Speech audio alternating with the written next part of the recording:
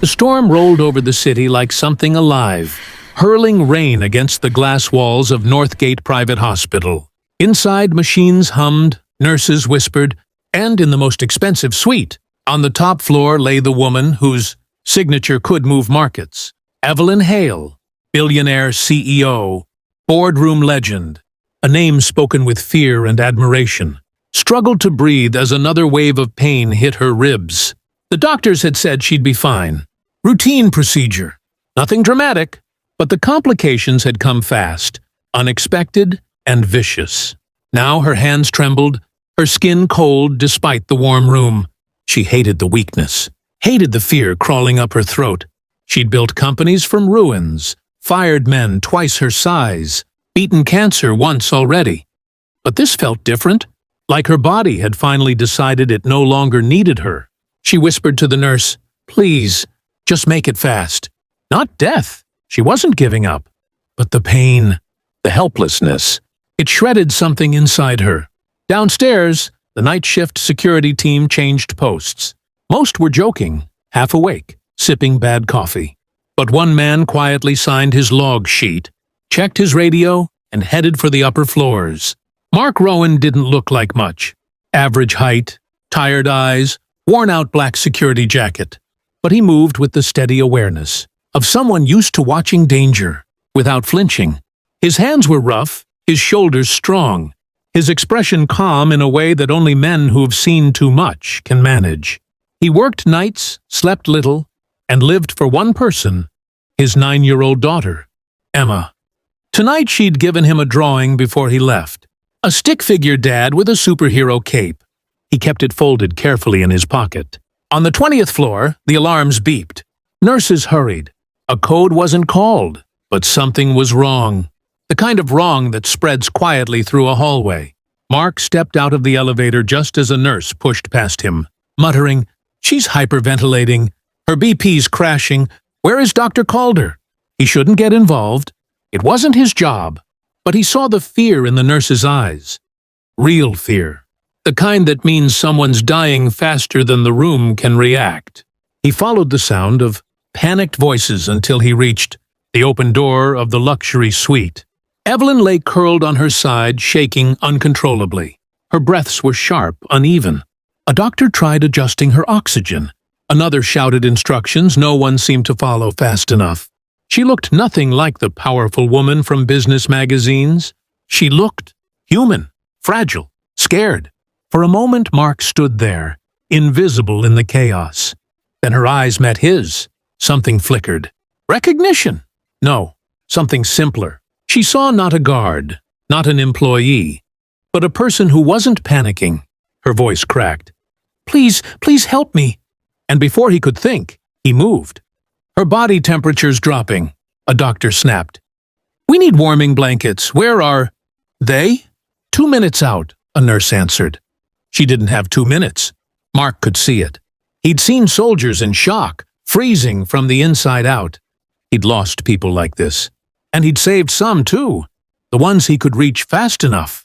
He unzipped his security jacket and dropped it around her shoulders, tucking it in like it was armor. It was warm from his body heat. Heavy, protective. The room went quiet for a beat, like everyone had forgotten he existed. "Sir, you can't," a doctor began. But Evelyn's trembling eased. Just a little. Her breaths lengthened by half a second. She clutched the jacket like a lifeline. Her fingers brushed his arm, and that's when she felt it. The ridge of ink beneath his sleeve. She pulled the fabric back slightly. A tattoo, a string of numbers, a symbol. Not random. Combat medic identification. Her whole body froze. Not from weakness, from understanding. He wasn't just a security guard.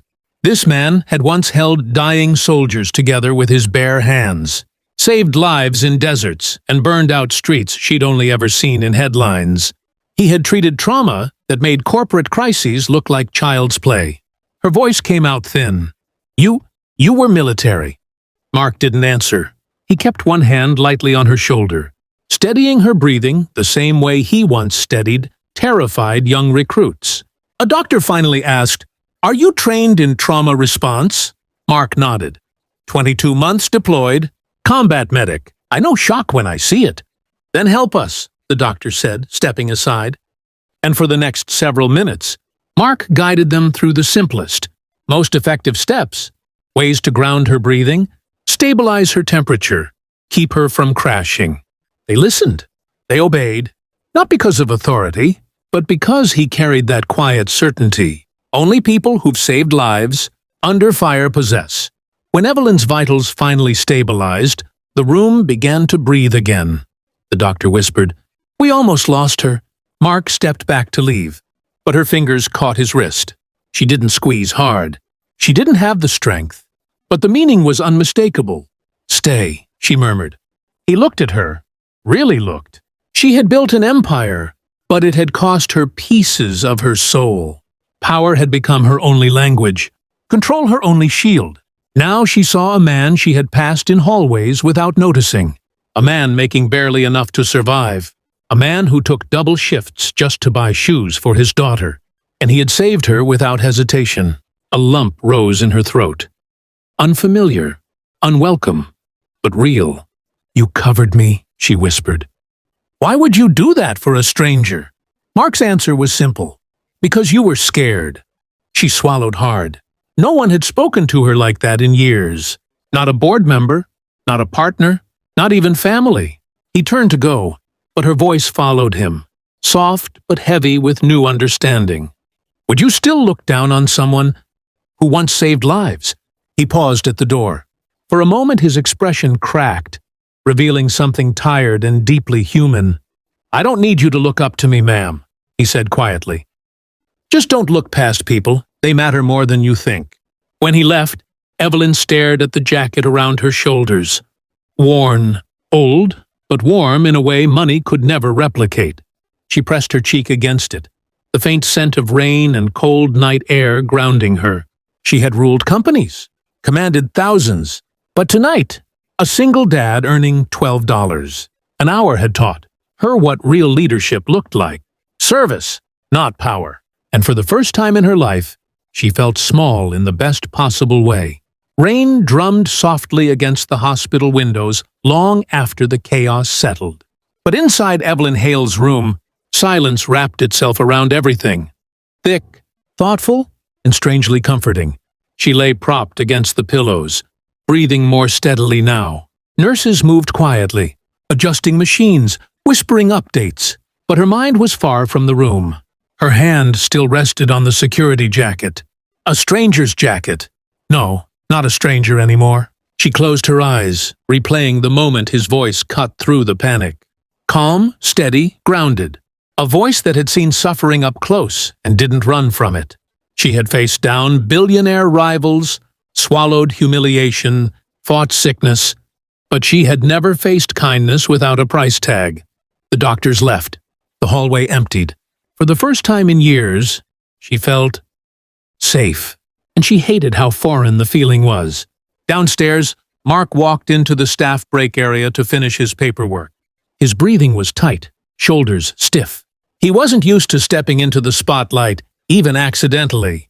His shift was supposed to be routine, anonymous. He didn't like attention. He didn't want it. But when someone is going into shock, attention isn't a choice. It's instinct. He rubbed his temples and glanced at the wall clock.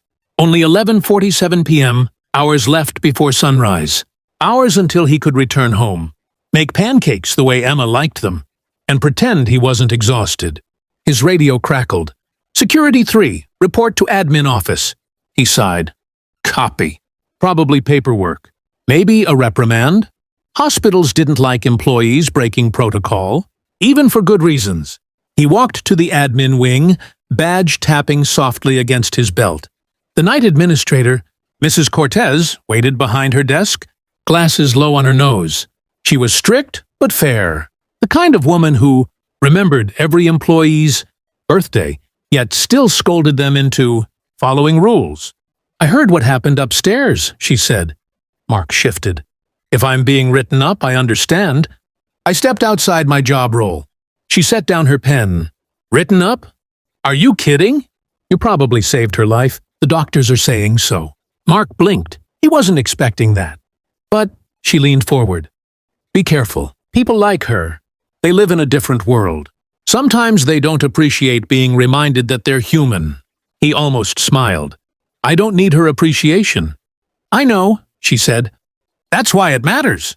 When he left, Mrs. Cortez watched him go with a sigh. Good men get overlooked in this place, she muttered to herself. But upstairs, Evelyn's sleep kept breaking into shards of half-dreams. War zones she'd never visited. Dust and fire she'd never smelled. Soldiers shouting for a medic, who looked eerily like the man who'd warmed her freezing body. She jolted awake with a gasp. The clock read 12:26 a.m. Her chest tightened. Not from fear this time, from a realization settling deep and undeniable. She had spent her career stepping over people like him, people who worked quietly, unseen, making her skyscrapers run. People who had lives, stories, pain she never even wondered about. She'd always told herself that's how empires were built. But tonight, a man who had lived a life far harder than hers saved her without waiting for applause, and then walked away like it meant nothing. It meant everything. She pulled the jacket tighter around herself. The warmth steadied her heartbeat. She needed to see him again. But Mark made his rounds on the upper floors, walking slowly, flashlight clipped to his belt, scanning every door and hallway like it was second nature. He moved with quiet discipline. Step, pause, scan. Step, pause, listen. Behind one door he heard a baby crying. Behind another, whispered prayers. Hospitals were filled with the loudness of pain and the silence of hope. He'd learned long ago to respect both. But as he approached the luxury suite, he hesitated. He shouldn't check on her. It wasn't his job anymore. She was stabilized. Her care was in capable hands. Still, something pulled at him. He glanced inside, just enough to see. Evelyn was awake, and she was staring directly at him. Not with fear, not with authority, with an expression he didn't recognize coming from someone so powerful. A mixture of gratitude, vulnerability, and something quieter, almost fragile. Come in, she whispered. He froze. I'm not supposed to disturb patients. I'm asking, she said softly, not commanding. Her voice carried a kind of honesty she wasn't used to showing. Maybe she didn't even know how to hide it right now. He stepped inside. Her breathing eased the moment he did. You're feeling better, he said. I am. Her eyes flicked to the jacket. Because of you. Mark shifted uncomfortably but didn't reach for the jacket. If she needed it, she could keep it for now. I didn't do much, he said. The doctors were panicking. Her tone wasn't cruel, just factual. But you weren't. He didn't respond. She studied him. Not the uniform, not the job title, but the man beneath it. How long were you military? She asked. 6 years active, he said. 2 in combat zones, that tattoo on your arm, the numbers, unit ID, casualty count, and the dates, he hesitated. For the ones we saved. And the ones you didn't? She whispered. His jaw tightened. You don't tattoo those.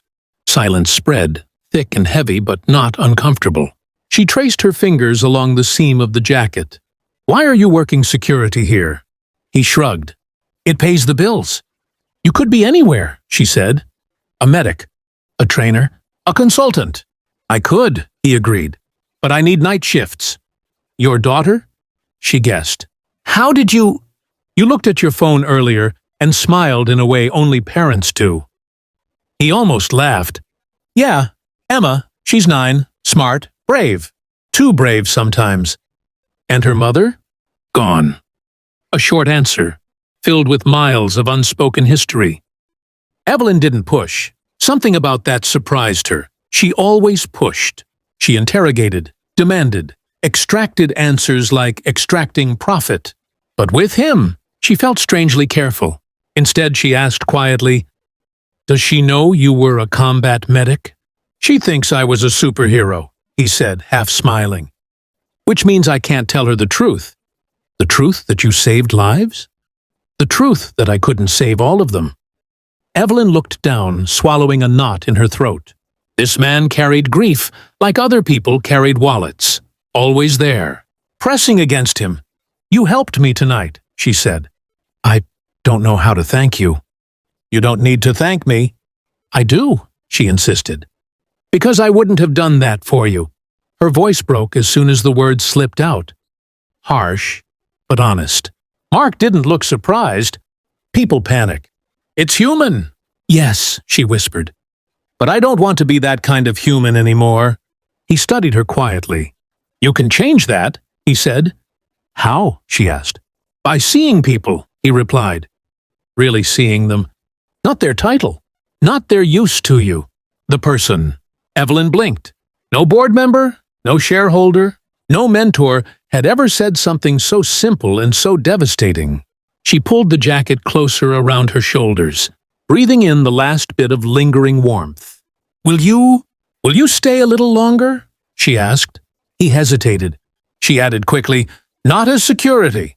Not because I'm afraid, just because I don't want to be alone right now. Her voice cracked at the last word. Mark stepped closer and sat near the foot of her bed.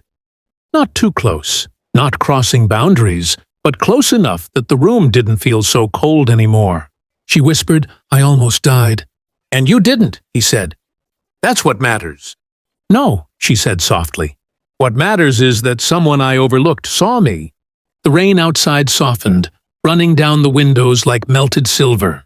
In a luxury suite built for billionaires, a single dad earning barely enough to survive sat quietly beside a woman who had everything except peace.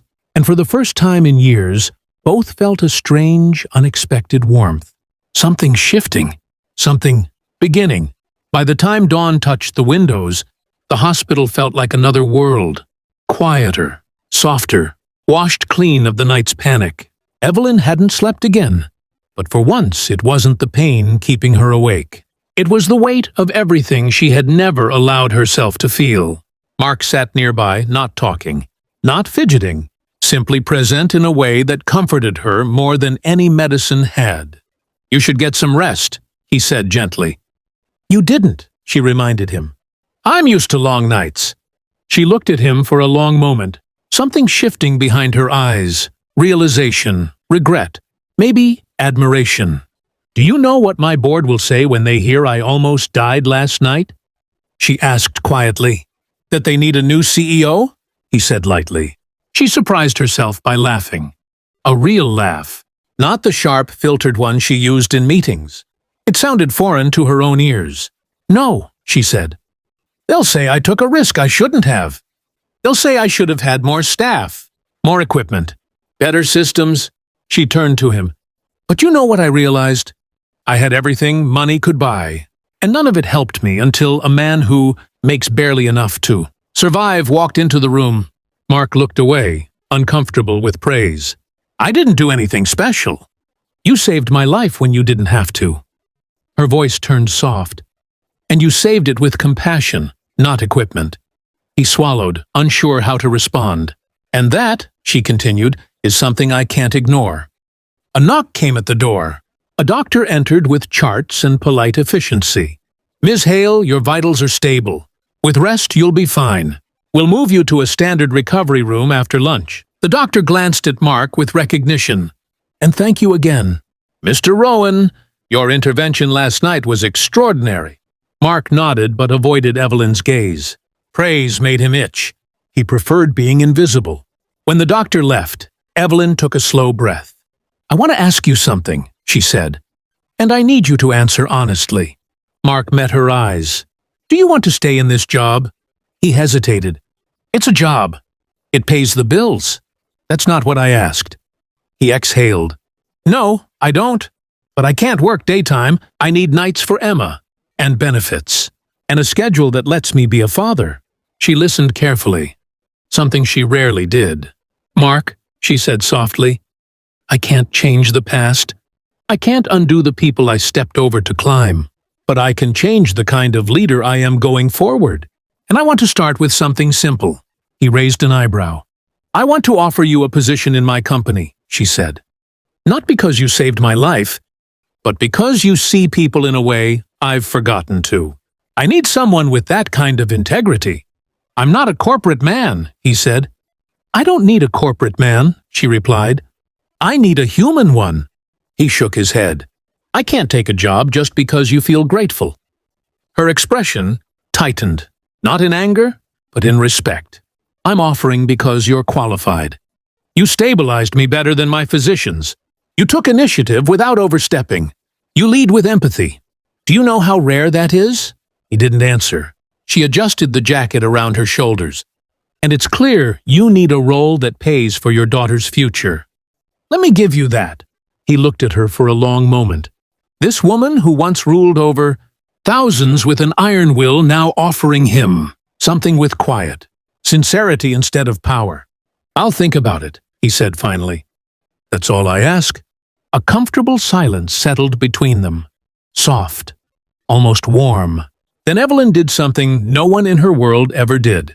She reached for his hand, not in desperation, not in weakness. In gratitude. You reminded me I'm human, she whispered. And I won't forget that. He squeezed her hand gently.